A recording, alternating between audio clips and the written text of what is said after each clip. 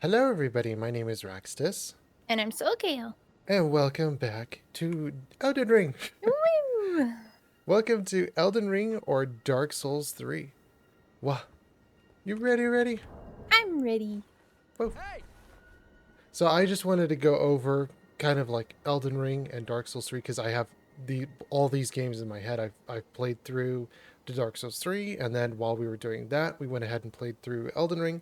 And when I was finished with Elden Ring, I was like, what about Demon Souls? So I went through and played the original Demon Souls as well, and I just kind of wanted to give my thoughts on Elden Ring, Dark Souls 3, and the differences between those games, and then kind of Demon Souls as well in this as well, but just generally kind of like Souls games. I haven't again played Dark Souls 1 and I haven't played Dark Souls 2.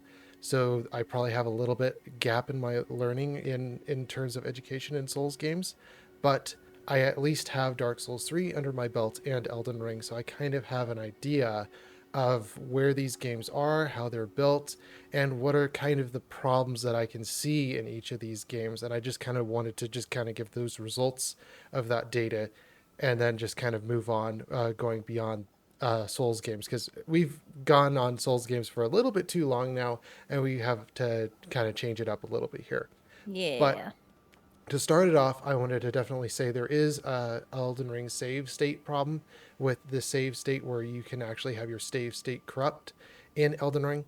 A lot of people have suggested, and I'll probably suggest the same thing, is turn off your cloud save data, because whenever the cloud save state is actually happening, and let's say the game crashes, your power goes out, whatever happens with your internet connection, things go wrong.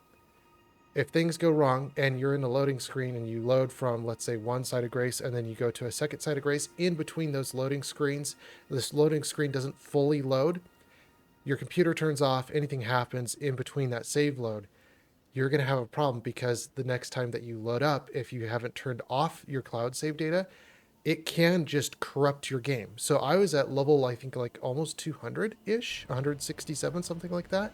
Uh-huh. And right in the middle, I was like, okay, I'm almost to Melania. I want to be able to actually test out Melania and see what's actually viable to Melania. I got a loading screen that only went to 70% and it stopped. I had to shut down Elden Ring, and as soon as I turned it back on, it said, your game's corrupt. I asked someone at support, and they said nothing you can do about it. 20 some plus hours that I put into the game was just gone. So, Elden Ring, definitely need to fix this. The current fix that I've seen for it, and a lot of people again have said for it, is that you just turn off cloud save data. But again, that's pretty big when I spend plus 20 hours trying to actually get through the game, and then the game doesn't load or the game has issues, and then the game shuts down and I end up losing that progress.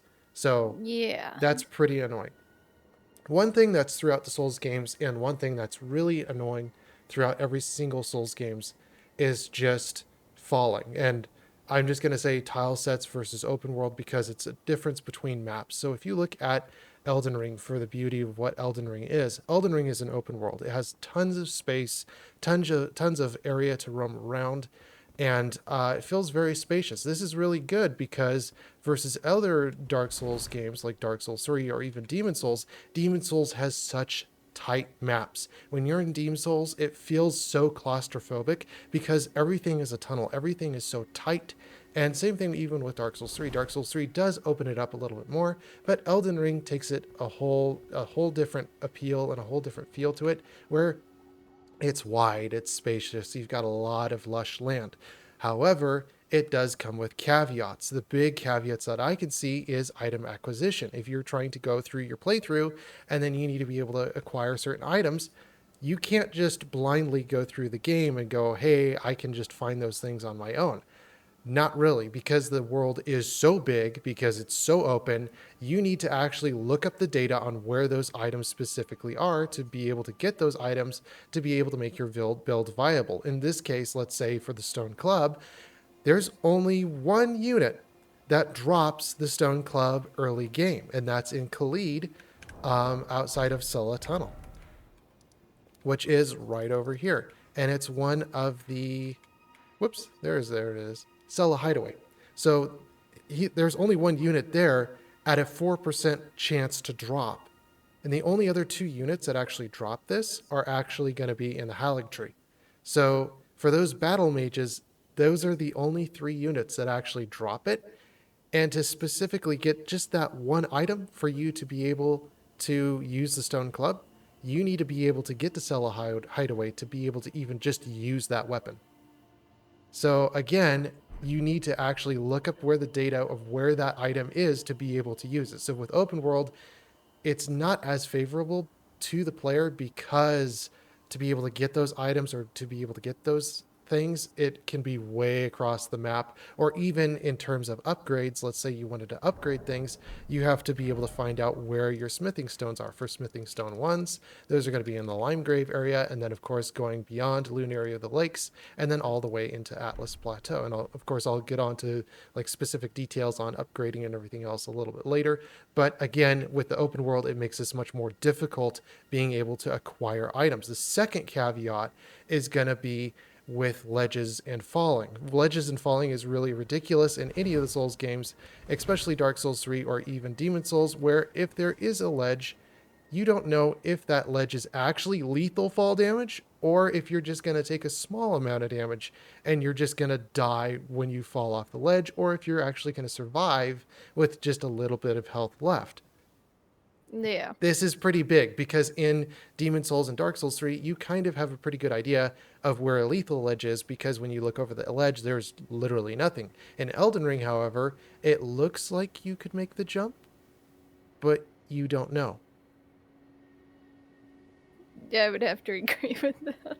You don't know when it's lethal. Yeah, you don't know. So that's my biggest problem right there is where is it actually lethal, and do you actually have to in the game put a floor where where the red line is for your fall height, so that when the player looks down, let's say they look down over a ledge, that they can see where that red line is, where that lethal fall damage is, and then they can tell, okay, that is lethal damage, I am going to die from that height, or I am not going to die from that height. But again, at some point in that fall data, you are just going to die when you reach a certain depth of falling.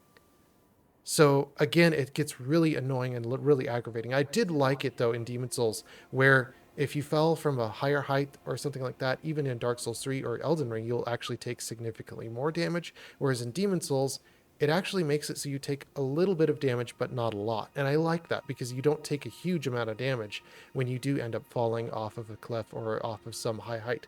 Although there is a point where you do hit that lethal height, and it's still unclear where it's at. It does make it a little bit more clear in Demon Souls, especially because your heart kind of goes, oh no, I am definitely at the point where I could potentially die from this height, and then it does kill you. So Demon Souls, it actually kinetically makes a little bit more sense when you're falling, I'd have to just say, in that part. Yeah, well, I would have to say Elden Ring is a lot more forgiving when you jump down just like on person from a high height, and Dark Souls is not really forgiving. In my opinion, it's not really forgiving. In Dark Souls 3? In Dark Souls 3, it's worse in Dark Souls 3 than Elden Ring. Yeah, I would have to say, especially in the Cathedral of the Deep or something like that, where you're up on a certain high height, and then it's like, if you miss a jump or if you miss something, then you could potentially die. I could see that, especially in the rafters. But when you're generally just traversing the world in Elden Ring, let's say you're just moving across terrain and you have, let's say there's a waypoint in your location. Let's say anywhere on the map, and you're just traveling from point A to B. Yeah. You don't know that ledge or wherever you're going across could just dip down, and then even whether you're on torrent or if you're on foot, if you think that you could have survived that, or if you don't see that ledge and you accidentally end up going off of it, both of those can potentially kill you. In Dark Souls 3, it's so much clearer because it's like you are on the rafters, you can look down, and you can tell that is lethal fall damage. Yeah. On Elden Ring, it doesn't make it as clear, especially with terrain specifically, where that lethal fall is, or, if it is lethal or if it's not. In Dark Souls 3, it makes it a little bit clearer if you kind of catch that drift. Dark Souls 3, Yeah. there's less areas where you can fall and take that lethal damage, where you know it. You know, it's just it's so much more definitive. This is lethal and this is not lethal. Mhm. And then there's less areas where it's gray, where it's like it could be or it could not be. And in Elden Ring, there's so many areas where it's like, I don't know if it is or if it isn't. If you catch that drift. Oh yeah, I got it. Yeah, but there I can agree there though with Dark Souls 3 where yeah, there are quite a few different areas where in the rafters or in let's say the Firelink shrine where definitely those falls are lethal and you can definitely tell that. Yeah, well, for me, one time I was like jumping off of a cliff, well, not like a big cliff on Dark Souls, and I took like a huge amount of damage still, even for that small little fall. Yeah. So that's where I'm saying too, like if you're falling and you take some damage, Demon Souls actually does a better job Yeah. because you don't take so much damage. If you fall from that height, from the same height probably in Mhm. Demon Souls, the system will actually make it so that you take a little bit less damage than if you were to fall in Dark Souls 3, where Dark Souls 3, it's like, I fell from a height and I took so much damage. Why? You know? And maybe that's Yeah. because you're out of stamina, maybe there's other systems involved in there, but the most annoying that I've seen of it is actually going to be an Elden Ring. Hmm. Yeah. And then, of course, the information wars between games, which I would actually say um, same thing kind of with globally trying to be able to get a hold of items. It's like, okay, I'm trying to get a hold of this item or I'm trying to get a hold of that item. Well, Yeah. where is that item in the game? So, like in Elden Ring, for instance, you start out in Maline Grave, and then you go over to Lunaria of the Lakes, and you go to Atlas, and then of course you go to the Royal Capital, and of course the mountain area. I'm just going to call it Death Mountain over there, and then of course the concentrated snowfield area. Then you go to Halleck Tree, and then you end up with the Crumbling Farm Missoula, and then of course you do have the option to also go to Khalid early if you want to.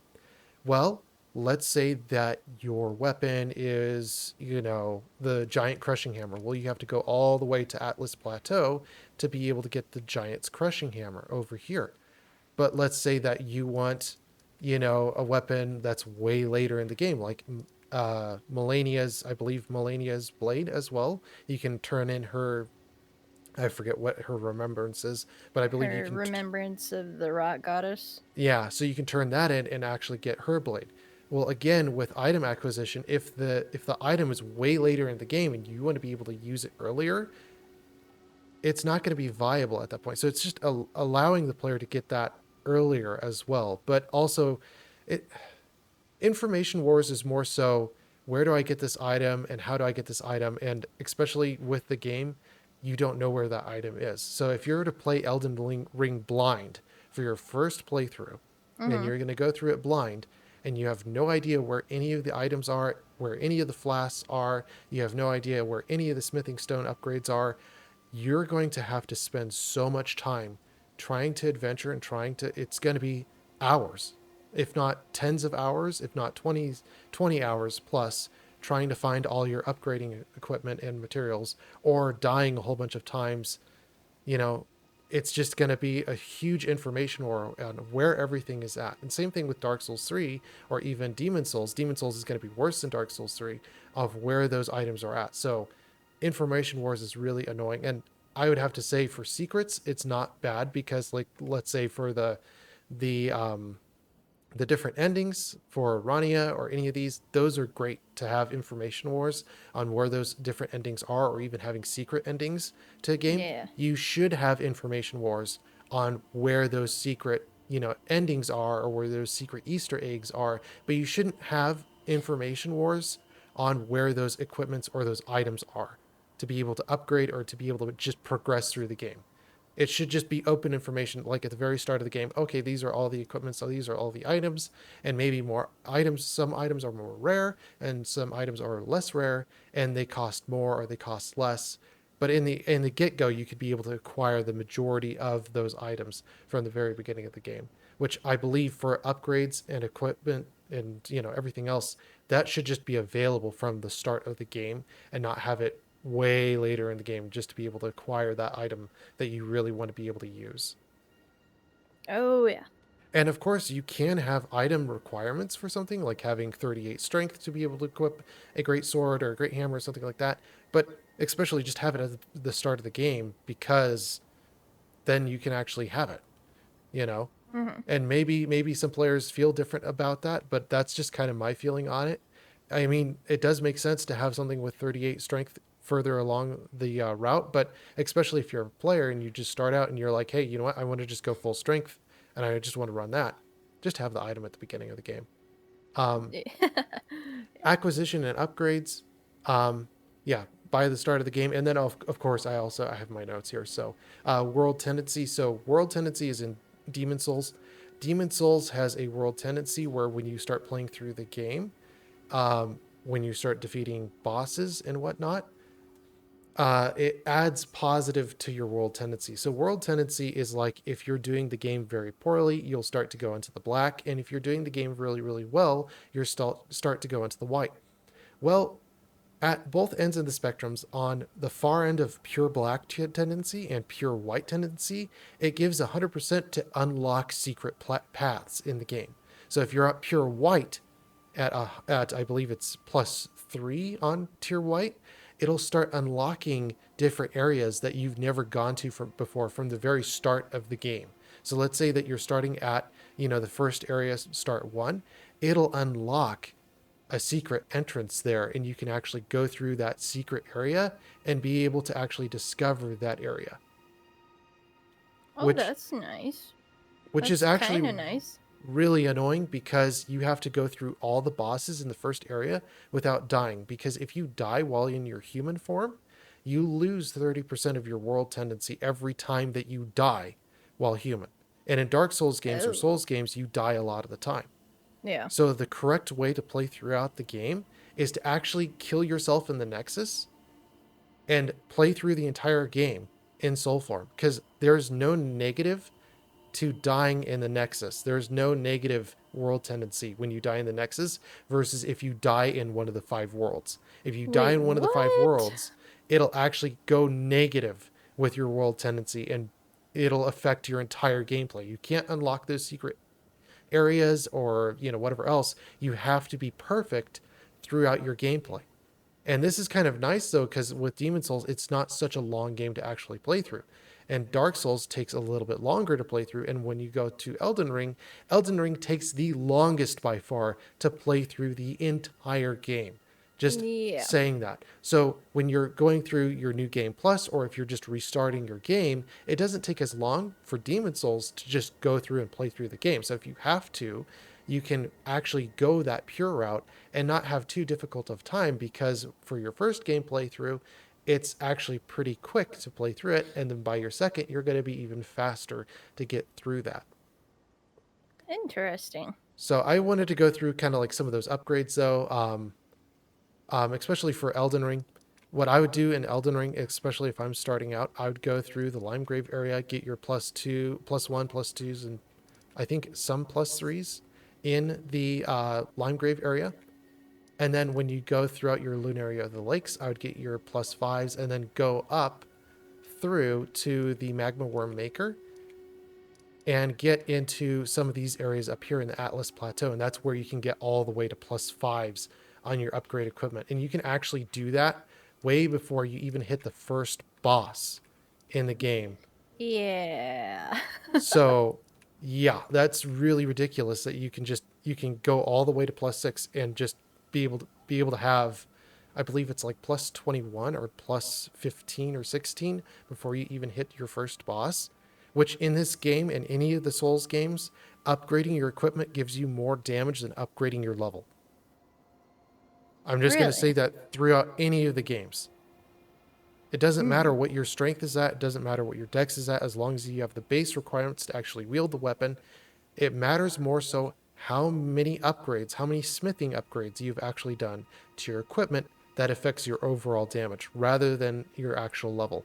Because let's say you do a raw upgrade in Dark Souls 3, it's going to go to 309 on Longsword. And then when you do your leveling for Dex, it'll go all the way to like 403. It'll add 100 damage. But if you're upgrading your equipment, I believe from like the very beginning, it only starts at like 80 or something like that. So you're tripling your damage from actual smithing stone upgrades, and you're only adding like 33% from actual levels in dex or strength. So that's the difference there between smithing stones and leveling. I would honestly just go a raw route to begin with, and then later do levels if you really need to. In that case, Okay. yeah. So that's in Elden Ring. I've already gone through like Dark Souls 3. If you watch the beginning of Dark Souls 3, I'll actually go over the where the Titanite shards are, Titanite large Titanite shards, the Titanite chunks, and of course the Titanite slabs. Whereas in Dark Souls 3, it's so much easier to get a hold of any of your upgrades for your smithing weapons. It's so much easier to acquire, and then especially if you unlock the Grand Archives and those areas there, it'll just give you not only the greatest farms, but you'll also be able to get a lot of Titanite chunks, even with the angels there, being able to upgrade your equipment and levels. Whereas Elden Ring, it's very specific where all those smithing stones are, and you have to go and pick them up, and you have to go and discover them versus just having them on a base drop rate or anything like that. Demon Souls, I forget. I'm gonna have to load that in my brain for a second. Demon Souls, though, throughout the gameplay, you can go to 2-1 and you can get a lot of the requirements and all the stone shards that you need to be able to upgrade your equipment. Not a lot of drops though, especially from enemies, to be able to upgrade your equipment. So it's a lot harder to get your +5 weapons versus just doing a +10 weapon there. So it's a lot easier to get those weapons as well.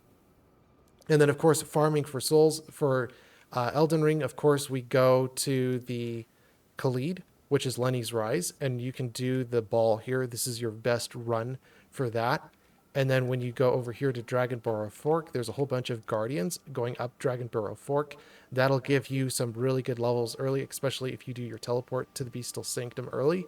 That'll give you a lot of early game levels. And then, of course, late game, I'd have to say there is going to be in the deep root depths. I found that there's the golems across the roots in this area, and there's a lot of souls that can be had there. And then for late game, at the very end of the game, the best way that you can actually get souls is going to be the Palace Approach Ledge. Is it the Palace Approach Ledge? Yeah, it is. Palace Approach, yeah. Yeah, for the bird, and you can For just shoot the the bird just across. one bird. I wish there was multiple birds though. Yeah. Oh, and then one thing I was going to mention is when you're looking at Dark Souls 3 versus Elden Ring, and Mm, you're like, okay, well, what's the difference in leveling for the amount of souls per level? There is zero difference between the two games. There's literally zero difference. If you're looking at the total amount of souls for level 200 and the total amount of souls for level 200 on Dark Souls 3 and Elden Ring, there's literally no difference between the two games on how many souls is actually required for every single level. huh. It's just that maybe Elden Ring gives you more souls for the bosses when you kill the bosses because it's easier to get up to level 200 in Elden Ring. And Dark Souls 3 doesn't give you as many souls per level. But for Dark Souls 3, you have a greater farm, which is the angels up on top of the Grand Archives. And Oh yeah. they give you, I believe, if you have everything equipped for souls, they give you around 60 to 70k souls per kill. And for the bird here, he only gives you like 11,000, if not 17,000. 13,000 something for non-pickled foot. Yeah. So he And then does, 17 for pickled. yeah, it's just, he doesn't give as many souls. It takes you about 6 kills to even get up to where the guardians are, but he's a lot faster because all you have to do is shoot one shot off and then he Yeah. falls over the ledge and you get that amount of souls. So I'd have to say Dark Souls 3 is easier for those farms than Elden Ring. And of course, for Dark Souls 3 for the farms, I'm going to say early Lothric Knights aren't bad. Um, but I believe the Guardians are like your best bet, and Yorms. Yorm's area there, when you defeat Yorm the Giant and you go from his bonfire back, because Yorm is a cheesy boss, Yeah. his area gives you a lot of souls. And then when you get over to the Grand Archives, you can take your leveling even further from there. When you're in Demon Souls, there's not a lot of good farms. I would have to say in the first world, third part, after you get past the Tower Knight, When you Mhm. get into the third area before you defeat the third boss, which is the Penetrator, that area there is a really good farm for those knights. Those knights are like the best way to actually farm levels in that area. So that's going to be your best farm there too. One thing that I was going to mention though, especially with the Golem's bow and the Golem's arrow on farms, is especially in Demon Souls or or in Elden Ring. And I'm just going to go over the Golem's arrow here. The Golem's arrow is a 5% chance to drop. The Golem's great bow is at a 10% to drop. These actually should be switched. The Golem's great arrows should be at 10%, and the Golem's great bow should be at 5%. Why is that? Because arrows are consumables. When you're shooting arrows, they are gone. When you shoot them out of your bow, they are out of your inventory, they are gone. Yeah. So at a 5% drop chance, I believe I could get 600 of the basic great arrows. I'm going to have to look at my inventory here real quick. But I have... I don't even have any Golem great arrows. I only have the Golem's magic arrow. Oh, yeah. Well, I have a few of those too. So I was apparently more lucky with the Golem's great magic arrow than with the Golem's great arrow, the basic great arrow. But while farming, the Golem also drops at a 50% rate the great arrows, whereas a 5% chance for the Golem's great arrow. I got 35 of these, and it took me a long time because by the time I almost got to 600 great arrows at a 50% drop, I only had 35 great arrows just to be able to test with Melania. Oh, wow. So these are consumables. They should be able to have a higher drop rate. Of course, with percentages, you're never guaranteed, and that's why I say, like, if you're a John Arbuckle, you're never guaranteed. It's just not going to be a guaranteed. So with the great arrows, it should be swapped with the golden great bow. I had like so many great bows by the time I was done with those runs. I had like 20, if not 30 of them, and I just kept on selling them in bundles. But Oh, it's just yeah. like I need the great arrows. I need to be able to actually acquire and actually get a hold of them. Why is the drop rate so low? It's ridiculous. Open up a store somewhere else and have them available to actually be purchased. And I like this in Demon Souls because I went for the Knight Sword to Mhm. be able to get the Knight Sword. And the Knight Sword is pretty low drop. But right where the Knight Sword drops from that one unit that actually drops it in that area before the Penetrator, Mhm. there is a salesperson right there, and he sells the Knight Sword for 20,000 souls. So if you got aggravated and so annoyed by the drop chance to be able to get the Knight Sword, you could just farm up the souls and just be able to purchase the Knight Sword right there. Which is lovely. That's a permanent. The thing is I would love it where instead of just having drop chances throughout the game, you just had a vendor. And the vendor had all the items in the game. Okay? Mhm. And let's say, oh, your longsword, it's 1,500 souls. But, the giant crusher is 1,000,000 souls. Just have it, where, okay, I want this item to be rarer in the game. So you just make it so that the purchasing price is really, really high for that item. Oh my goodness. It would be a guaranteed, oh, you get the item, rather than spending time trying to go and find the item or being able to farm the item. In the case of something like the Stone Club, where it drops at a Yeah. 4% drop chance, or even, let's say, the Iron Round Shield, where it drops at a 2% chance, or even, let's say, the Knight Sword in Demon Souls, where it drops at an even lower chance. I do not like drop chances. I love a guaranteed. Warframe does the best with any of their drop chances, and of course, the drop chance would be about 10%. And then, Yeah. for of course, some of the farms for the frames is like 38, 38, 22, which I love those basic Warframe, the base Warframe farms. But again, drop chances here, those could be improved, those could be a little bit better. Demon Souls or Dark Souls 3 actually did a better job, especially even with like the Iron Round Shields or anything else like that, because they had so many more units that were available to drop them in those certain areas, and you're able to actually acquire them. From what I understand, there's probably still some items where the drop chances are really ridiculously low in Dark Souls 3. I haven't discovered any of those because I haven't really gone for those. But for Elden Ring, for the Golem Great Arrows, that's just kind of ridiculous. Yeah. Leveling, how to, overall souls needed, and what to do for every single game. So I'm going to start out Demon Souls, and I'm going to work through Dark Souls 3 and Elden Ring. So for Demon Souls, I would recommend when you start leveling, immediately start leveling on your health. start on your vitality. I would take your vitality all the way from whatever it is at a base all the way to 50. Because then you go from, I think it's like around 500 starting health all the way to 1,500 health at level 50 vitality. And you might think, oh, it's not worth it going beyond 40. Actually, it is, because you get an extra additional 175 health off of those levels. So I would definitely do that in Demon Souls. And then the second thing I would do is I would take your endurance all the way from 0 all the way to 40, because again, like Dark Souls 3, it caps at 160 stamina when you get up to that level. And then of course you also have 69 equipment load off of that, and that way you can equip more armor, which gives you more tankiness. And of course with Demon Souls, the roll caps are about 50%. So if you're below 50%, you're going to have the lightest roll that you can actually have. And then if you're above 50%, you're going to be slow rolling or being fat slug rolling. So it's not going to be as good. And then from there, you can prioritize whether you want strength, dex, or if you want to go for something else in terms of damage. I found that throughout my gameplay of that my starting weapon, the longsword, I would actually max that out to a positive 10 raw. And then if you get the Knight Sword with the Longsword, so Longsword would be your base because that's the earliest one that you can start with. Then when you get to the Knight Sword, which is going to be a little bit later, I would take the Knight Sword and I would take it to a +6 and then go the Blessed route to +5. And that's what I would actually do, because for the Blessed route, you get magic damage.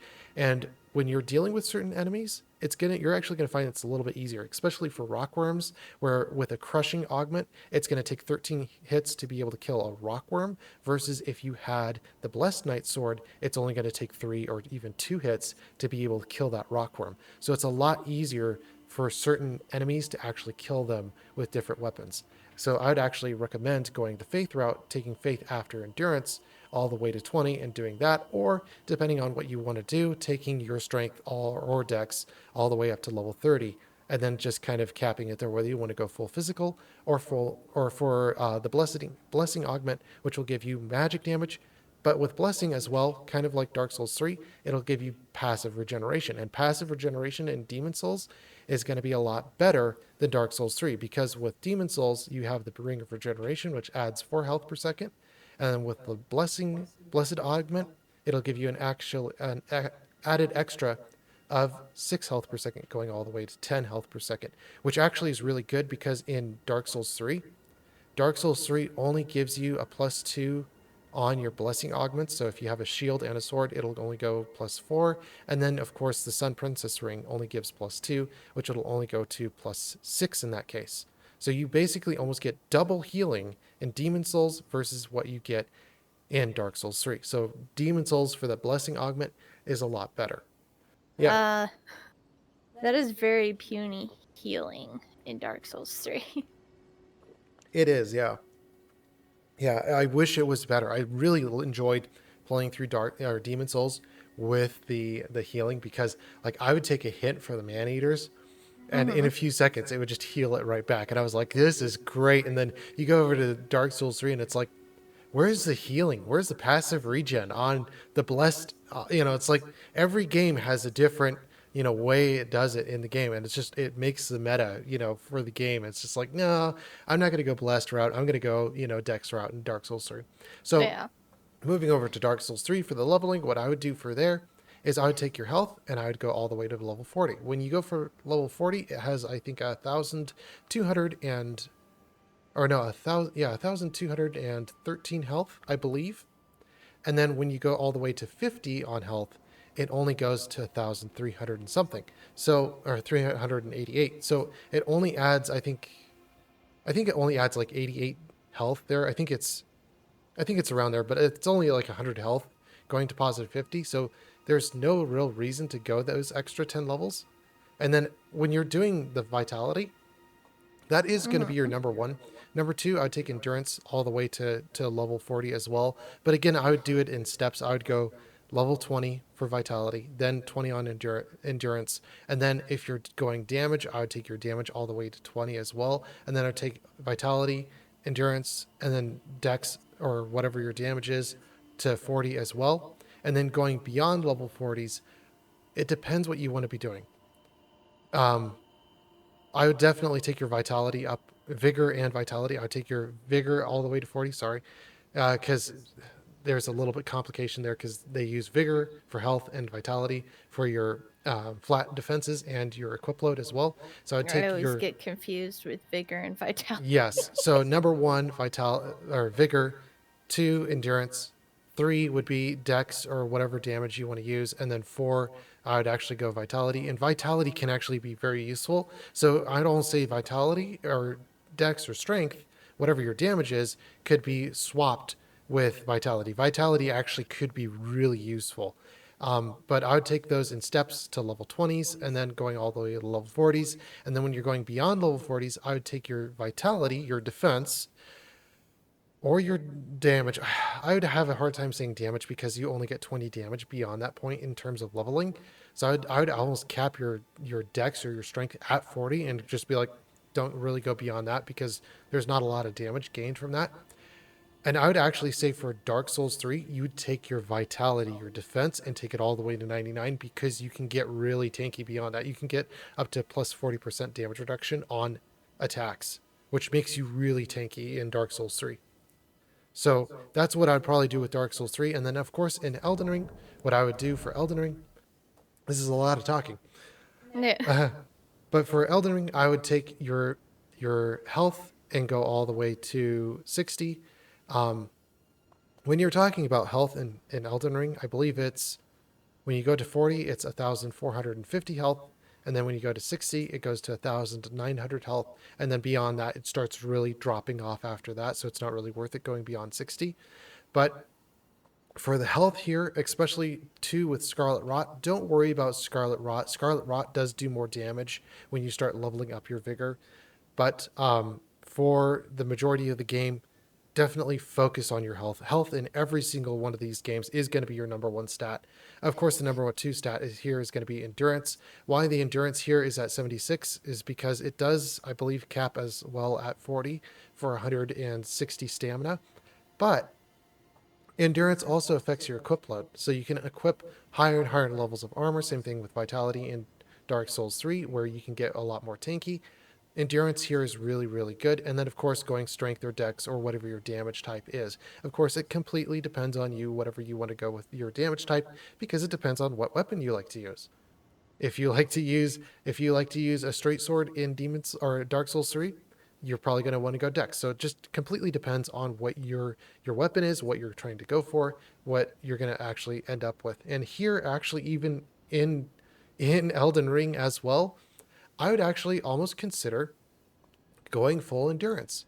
And the whole reason why that is because then you can go more armor, which makes it so that when you're playing through the game, that you can survive hits. So whether you're in Dark Souls 3, Demon Souls, or Elden Ring, probably your number one stat is going to be your vigor, second is going to be your endurance, and third is what it's going to be whatever your damage is. Of course, Dark Souls endurance and vitality are kind of going to be in the same ballpark there. And Yeah. then lastly is going to be whatever your damage is. Because again, upgrading your equipment first should be your number one priority to getting your damage. And second should be your leveling. Because leveling does not give you as much damage as if you first went for getting those smithing stones and actually upgrading your equipment. So here, for Elden Ring, I would suggest going all the way to, I believe, level 40 is where it stops at stamina, and stamina is going to get to your most. And then, of course, going for your strength or your dex or whatever your damage is, I believe I would take those up to 40. And then, if it were me, I would actually personally take endurance all the way to 99 and then get some really, really tanky armor. I do have some tanky armor on right now, but if I was actually at level 99 on endurance, I'd probably end up equipping the whole scaled set and going the entire whole scaled set because then you just get really, really tanky stats at that point. And of course, the Guardian set early is actually a really good set at level 40 endurance because the Guardian set for full bloom adds an extra 10% health, which effectively with damage mitigations and all that stuff, it actually makes it more effective for your health to have the negative 10% fire and just have bonus Guardian Garb. So just bonus health back as well. It's a lot of information, a lot of stats, a lot of things. But Yeah. for leveling, I would just say state it simply: health first. Minding with, I would say minding what the the gating is at where the health starts to drop off and where the stamina starts to drop off and where your vitality starts to drop off. And then the same thing with your damage, where your damage starts to drop off for dex, strength, or faith, or anything else like that. Yeah. So I would say your health first in any Souls game, then your endurance, max equip load if you have vitality in Dark Souls 3, vitality as well. And then lastly, your damage. Because again, damage is going to scale with how much you actually upgrade your weapon. Your weapon is going to be your best when you actually get more smithing stones and upgrade that actual weapon rather than prioritizing your levels on that. Okay. Yeah. Whew. A lot of information there, a lot of stuff. Yeah, Um, well, I kind of learned that the hard way on Dark Souls 3 cuz I had my uh endurance like way up, like 20 points more up, and it hard capped at like 40. So, I learned that the hard way. yeah, and it completely depends on each game what they're going to have the gating system at and where those stats are going to start falling off at. Again, like what you said with endurance, in Dark Souls 3, it stops at 160 at level 40, and then beyond that, all the way to 99, it only goes up to 170. So a lot of math, a lot of different things that you have to know about that, but that's what I would simply say is for damage, go for your smithing stones, and then for your leveling, go health, endurance, or equip load. Both of those kind of are intertwined because for vitality for Dark Souls 3, and then your damage last. And then even with that, I would actually go more armor because it makes it so you can survive more hits. It makes it so you're so much more tanky. And even for Elden Ring, it's just the same thing across the board. Um, Demon Souls as well. When you're getting those stats up, I believe you could have actually taken endurance up all the way as much as you can as well. Mhm. And what was the set I was going for? I was going for Old King Doran's set for that one because there's no stamina loss. Because for Uh-huh. Demon Souls specifically, when you equip higher and higher levels of armor, it negates how much stamina you actually get back over time. So, like the Authority Ring, or like here with the Turtle Ring, where it gives you stamina recovery and it adds more stamina back every second, which is quicker stamina recovery. When you're Yeah. in Demon Souls, there's equipment that actually negates your stamina recovery speed. And Doran's doesn't do that. It has pretty good stats for where it's at. It doesn't negate your stamina recovery speed. And then on top of that, it also has really good durability. So it won't just break on you as often as other equipment would. So it has the highest durability in vanilla for Mhm. any of those any of those builds. Okay, so that's everything from the beginning, and then of course I kind of wanted to kind of concentrate more so on Elden Ring and Dark Souls 3. Of course, we already talked about like falling off cliffs, leveling, the differences there in.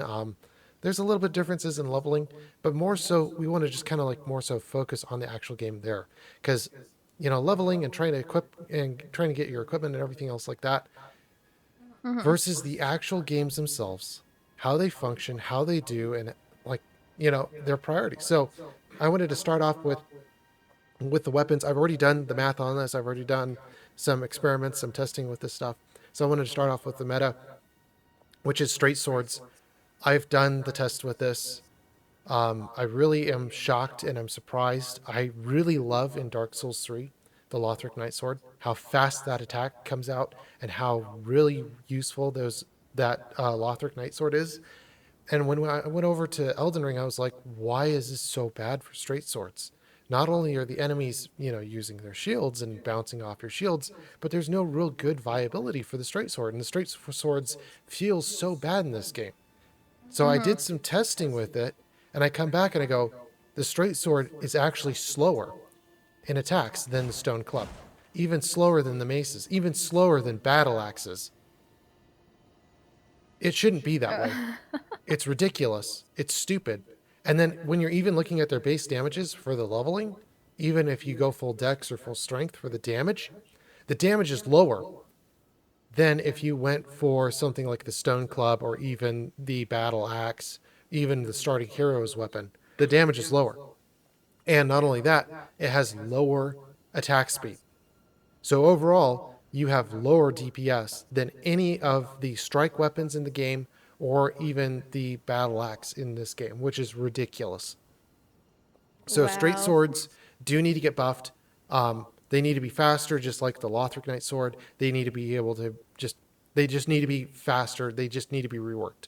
I don't know what other way to put that than straight swords suck in this game. You need to Yeah. rework this. This is not funny. I was intending when I was starting out Elden Ring to actually play straight swords, and I picked up the short sword because I was uneducated at that point, and I went for the short sword.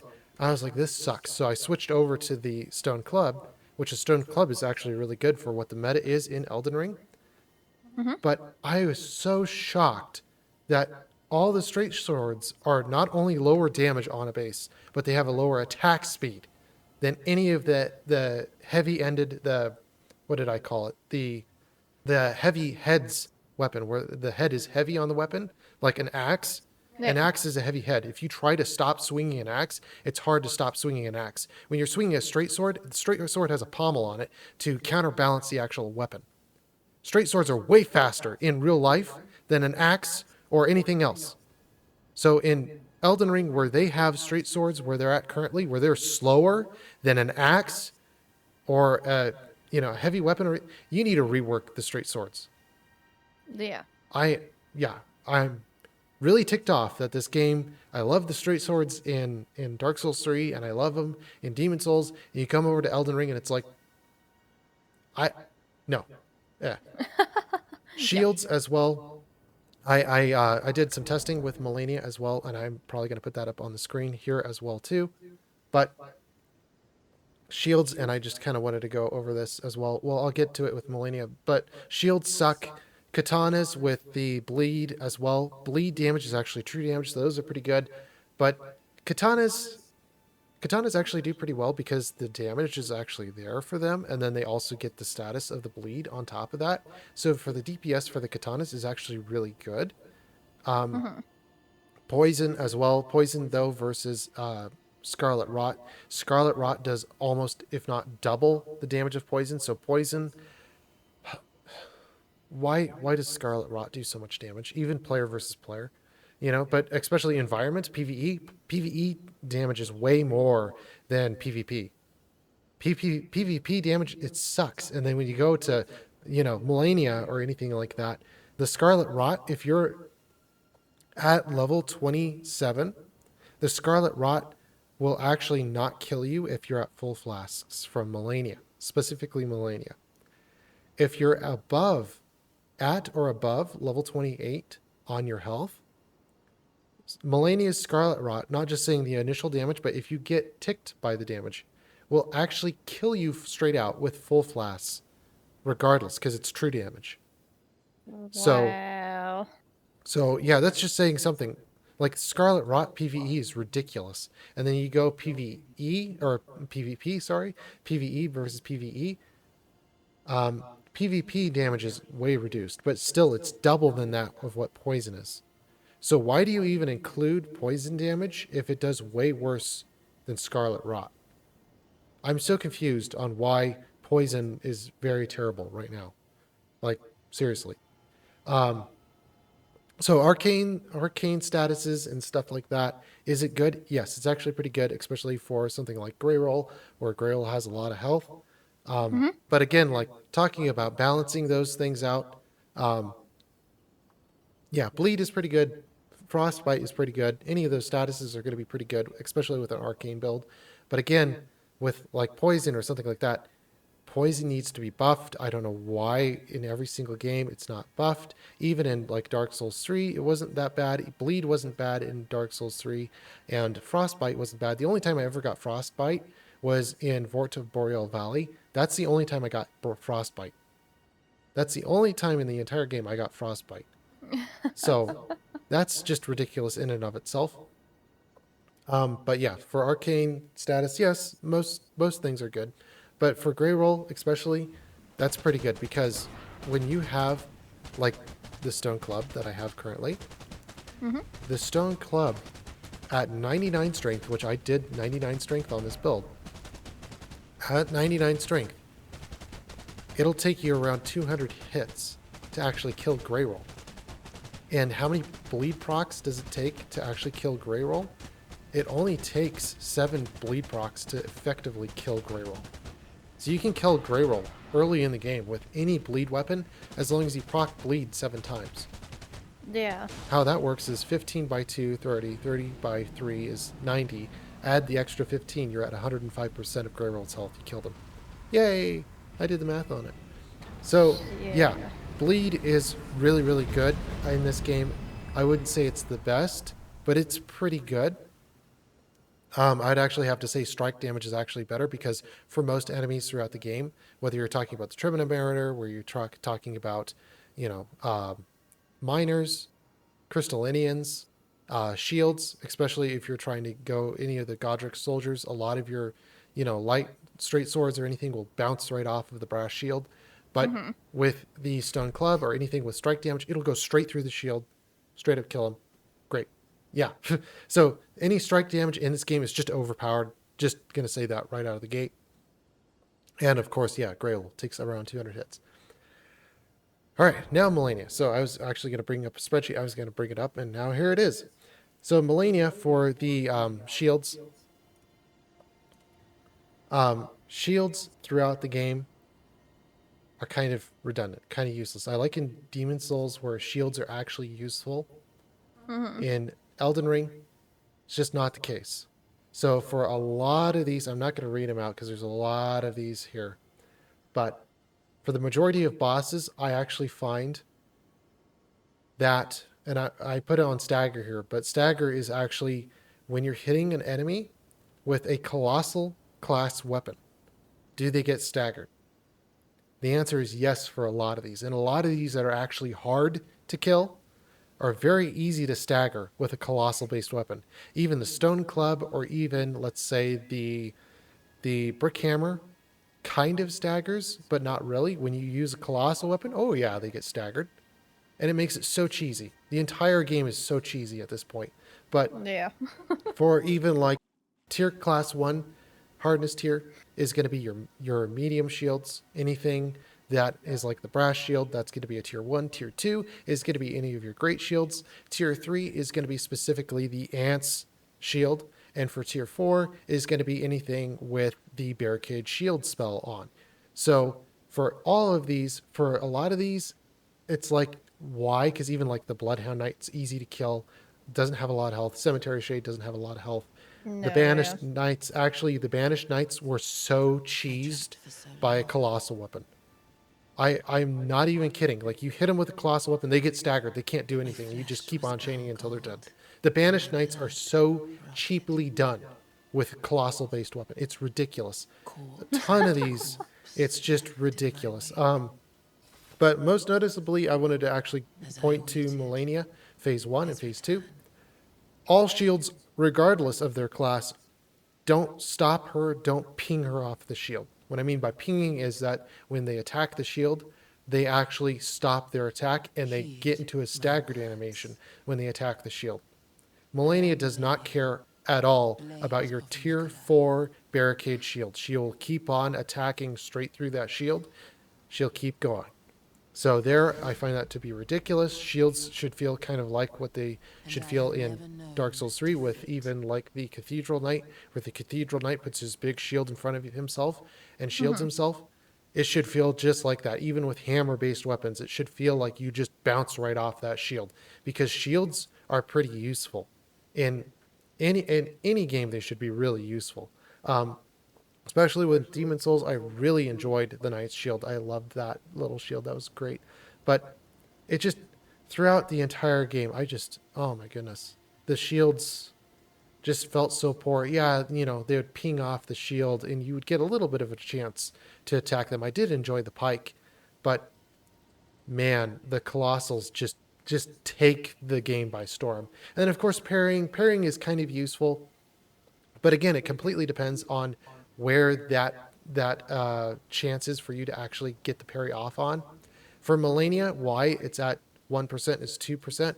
It's completely based upon viability, on how viable it is for an average player to go through and actually consecutively parry Melania 4 times or 3 times to get the parry off on her so that you can actually do a Riptos off of her. You have to get consecutive parries. You can't just, oh, I'm going to wait for 2 minutes. Her parry reset timer is going to go off, and you're going to have to do all 3 parries again. So for an average player, I'm going to say 2%, 1%, because it's really hard to even get a consecutive parry off like that. It's just really hard. And then especially like, I'd say Crucible Knights are going to be your most effective one for parrying. And same thing with in Dark Souls 3, Lothric Knights. Lothric Knights are the easiest to parry throughout the entire game. But Mhm. trying to get those timers down for different bosses, especially when they have different timers, is going to be not only insane, it's going to be implausible, because it's like I was saying earlier with parry timing. It's like, how do you get your parry timing down? Well, it's dependent completely upon the enemy, what the enemy is doing and when they're attacking, and where their achoo moment is going to come out. Is it achoo, and then you parry on that choo, or is it choo, and then you parry on that, or is it going to be uh uh choo?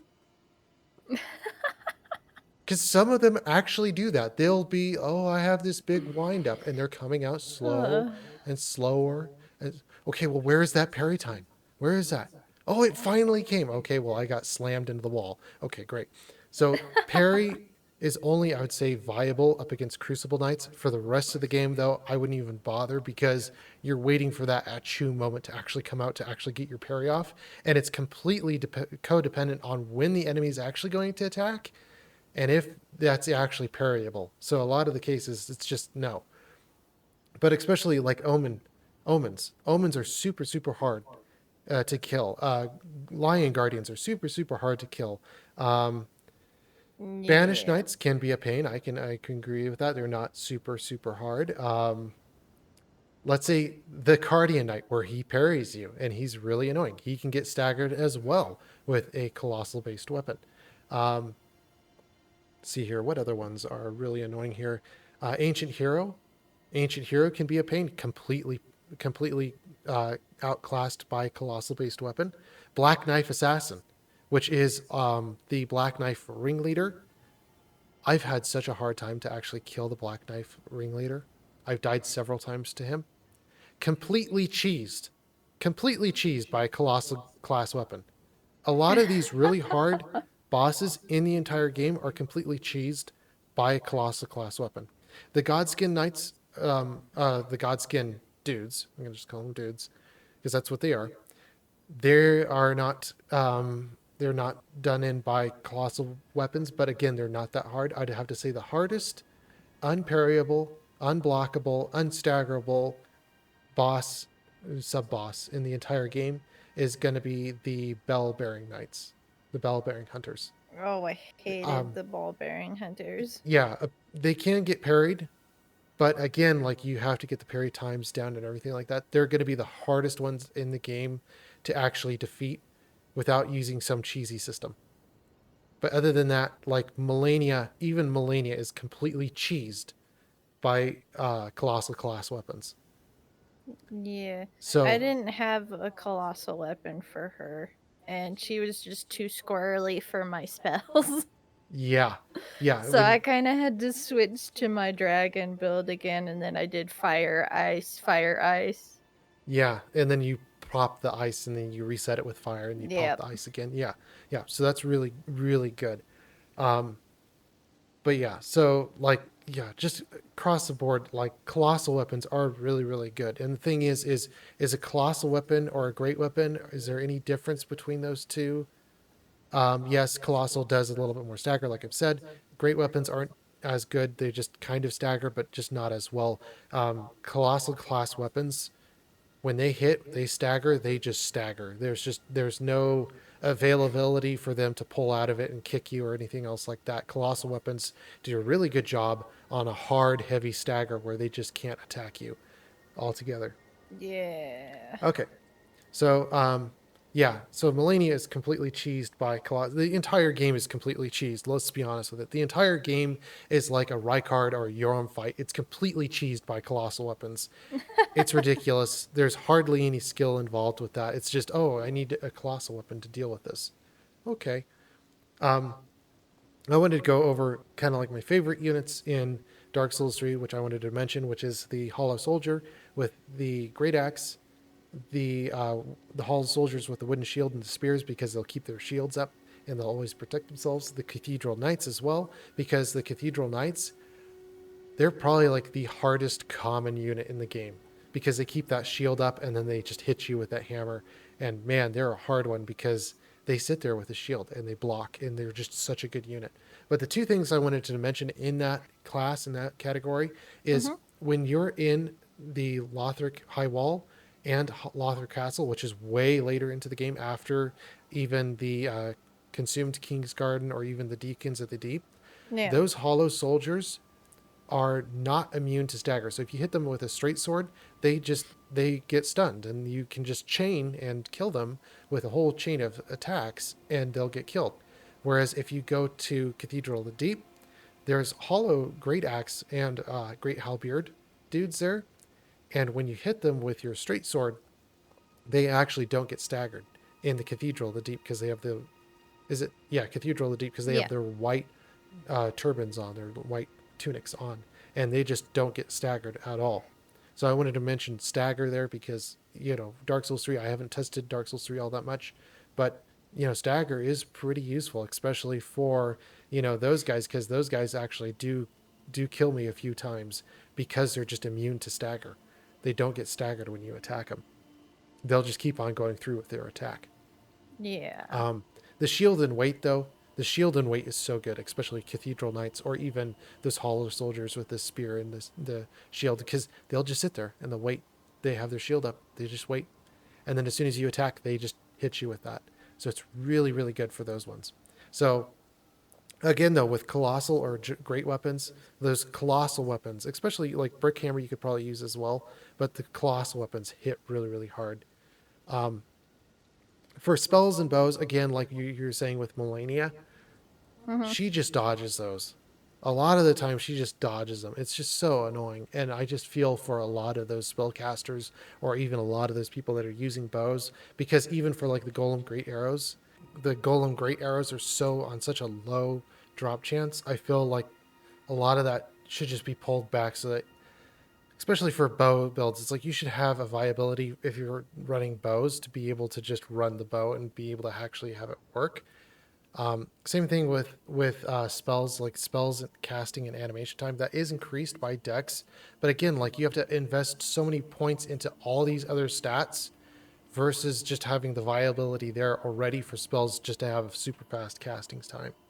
I feel that that is Yeah. what it is. It just should be better than what it currently is, and it's just not. Just to end that thought though, with Melania, anything with poise damage on her is just going to be really good. It's just going to make the whole boss fight a cheese. The entire game is just cheesed by poise.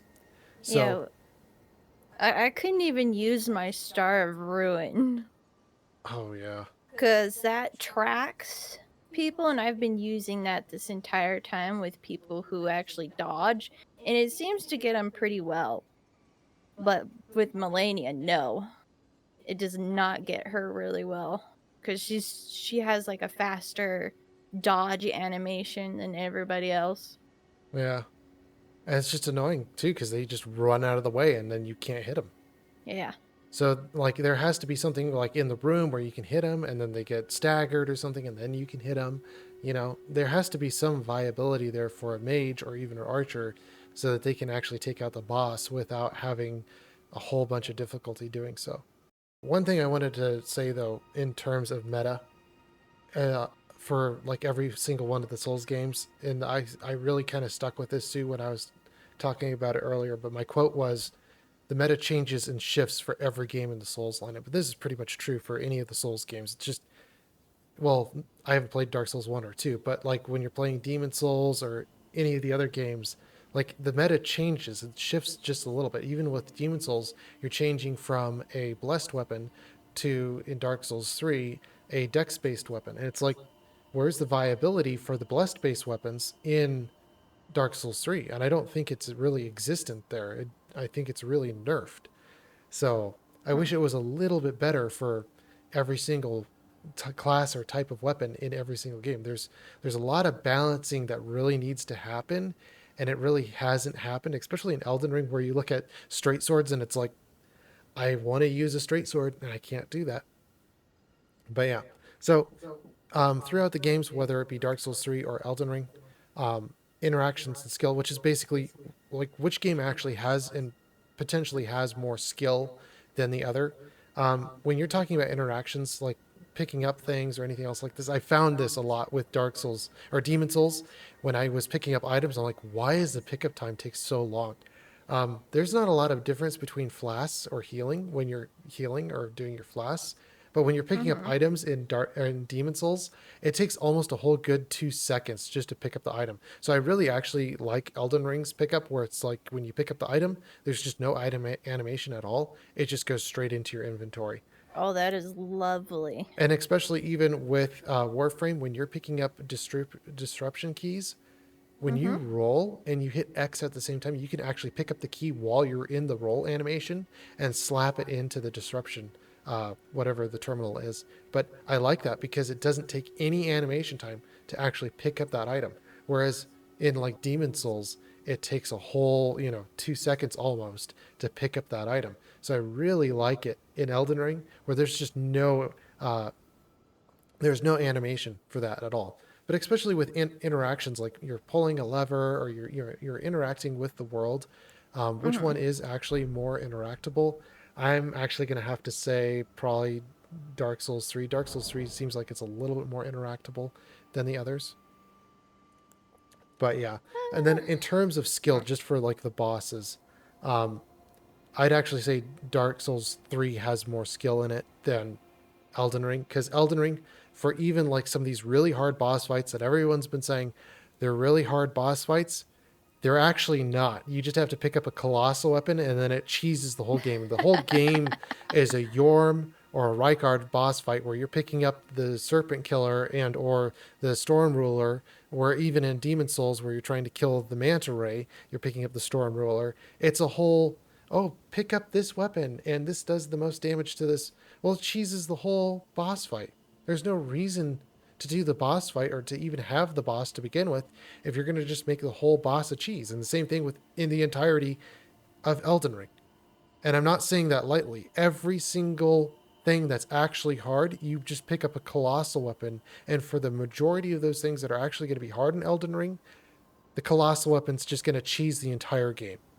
So the people that have been saying that this game is like the hardest and Melania is the hardest, pick up a colossal weapon. This game is an entire cheese. Or a dragon build.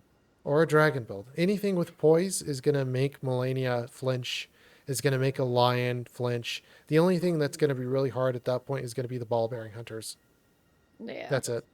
Um, when you're talking about like the bosses that actually have skill in Elden Ring, I'd actually say probably just the ball bearing hunters. Really, it's like it's just you're just trying to figure them out. But other than that, Dragon Lord Placidex is kind of in that area of skill, but there's just a lot of them that just don't have skill. Like Morg, Lord of Blood, just depends if he's gonna kill you or not. Red Dragon of the Golden Order, again, it's just kind of like when is he not gonna do his slam? Uh, Melania, I mean, like again though, like you can just kill her with the colossal class weapon. It's just either that or you have really good rolls with her, which would require rather than the average player, it would take an exceptional skill from an above average player to actually dodge the waterfowl downs, which I'm not going to do. I've already died 200 times from her. I'm just Yeah. going to say Colossal Weapon just cheeses the whole boss fight. And then the same thing with Astriel, Natural Born of the Void. That boss just literally two shots you. As soon as he hits you with his tail twice or does a move twice, you're just dead. So there's no real point or skill in Elden Ring to that point. Whereas in Dark Souls 3, I'm going to say Sister Freyde. That's a skill boss. Dark Sister Eater Mitter. Freed. Dark Intermitter takes skill. When you're talking about even the Slave Knight, he takes skill. When you're talking about the Nameless King, he takes skill. When you're talking about the Abyss Watchers take skill. Every boss in Elden Ring, I don't feel like there's a whole lot of skill. I don't feel like there's a whole bunch of uniqueness to any of the bosses in the game. There, there is different uniquenesses throughout the game, but like really in all reality, it's just all copied over. It's just kind of the same. So for the actual skill, which game actually takes more skill? I'm going to say Dark Souls 3 actually takes more skill. And I even like even in Demon Souls where the very first boss of the game is the Phanalax boss and the little hoplites that are off of the Phanalax. I love that boss fight. A lot of ingenuity in that, a lot of creativity in that. I loved that fight throughout the entire fight. And in Elden Ring, I don't feel like there's a lot of I don't feel like there's a lot of creativity or anything else like that going on, other than maybe the fire giant breaking the bone off of his foot and then making him rip his foot off. But other than that, yeah. Um, Especially too, again, like we're kind of going over story here, but throughout the gameplay, there's not a lot of story, not a lot of cutscenes, and the experience is overall kind of bland. I'm just kind of reading my notes here, but it is true because when you're going through Elden Ring and you're talking about, like the story progression and the cutscenes don't divulge a whole lot of information. It's just kind of like, here's the boss in this cutscene, go kill him, and that's kind of it. The only really good story premise or the story overall in this game is at the endings where it's like you get the Reign of Fire ending or you get Rania's ending or you do the Golden Order. So there's kind of some story, I guess, in Elden Ring, but there's just not a lot. There's just not a lot. And especially in Demon Souls actually has the most story out of any of the games. And same thing with Dark Souls 3.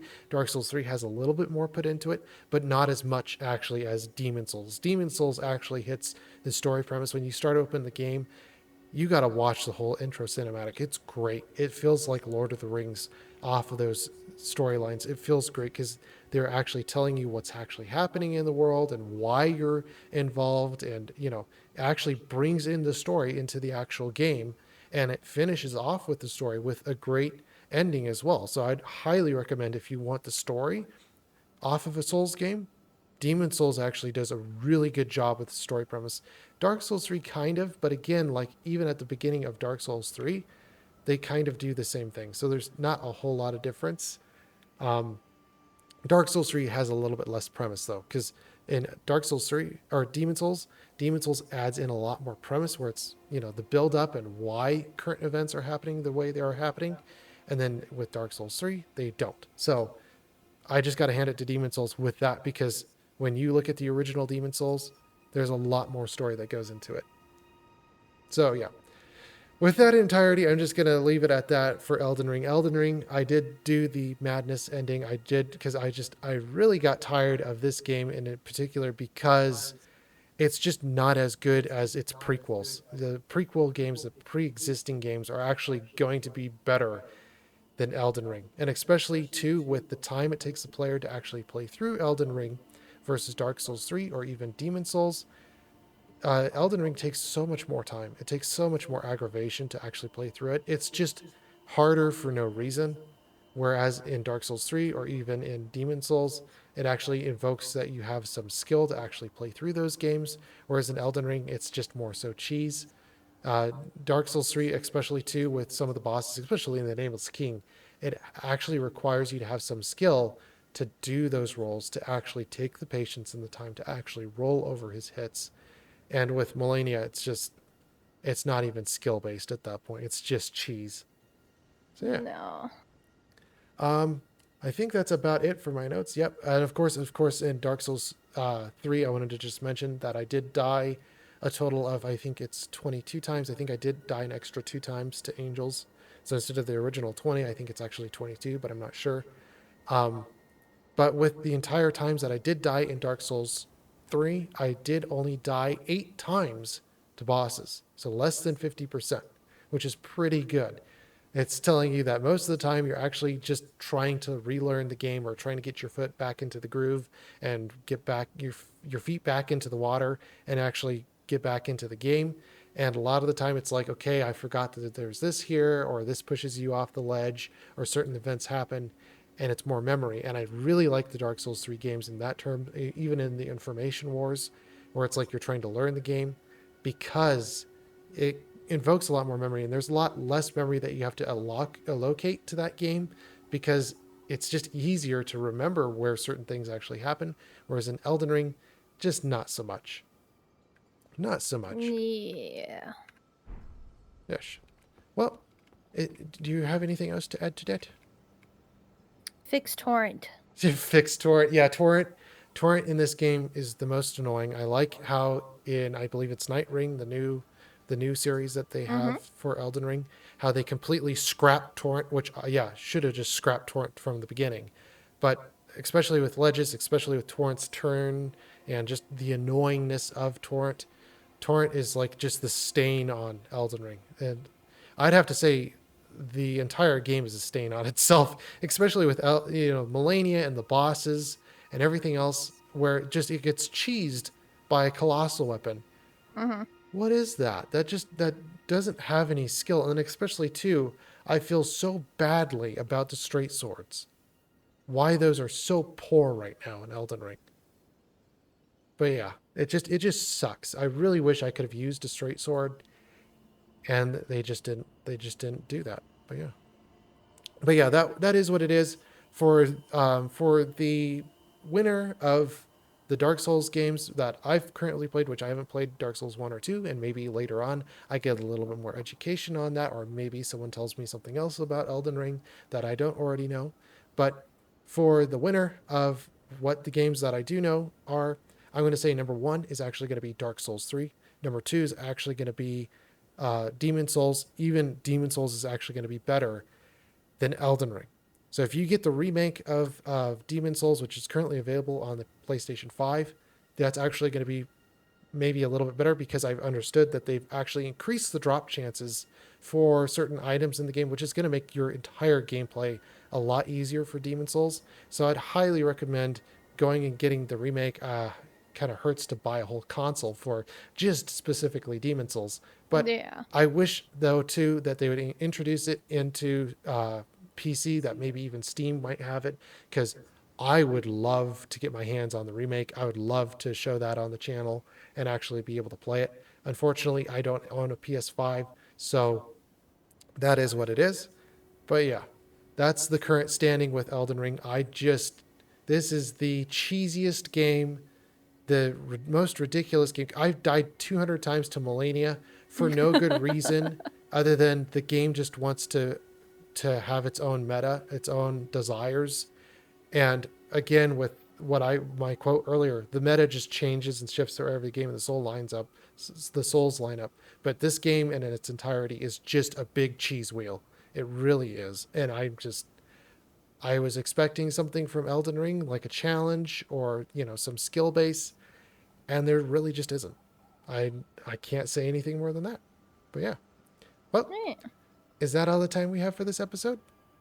Unfortunately, yes. And we'll see you guys in a new game and in the very next video. Bye bye. Bye-bye.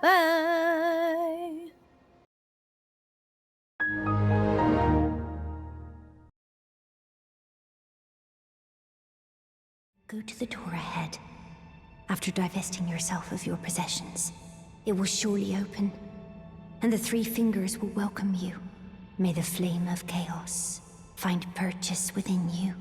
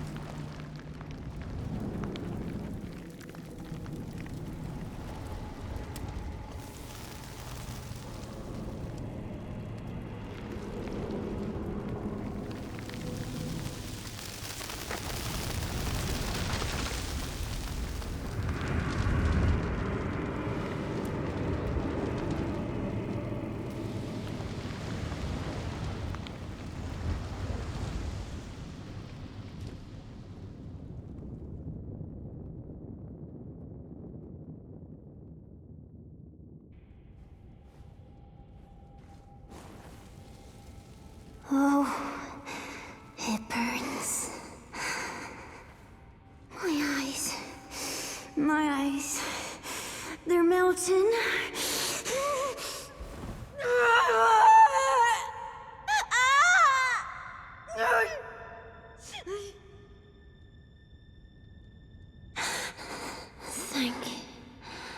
Thank you. I have touched them. The words of the three fingers. As your maiden, allow me to divine them. All that there is came from the one great. Then came fractures, and births, and souls. But the greater will made a mistake. Torment, despair, affliction, every sin, every curse, every one born of the mistake. And so, what was borrowed must be returned, melted all away with the yellow chaos flame, until all is one again.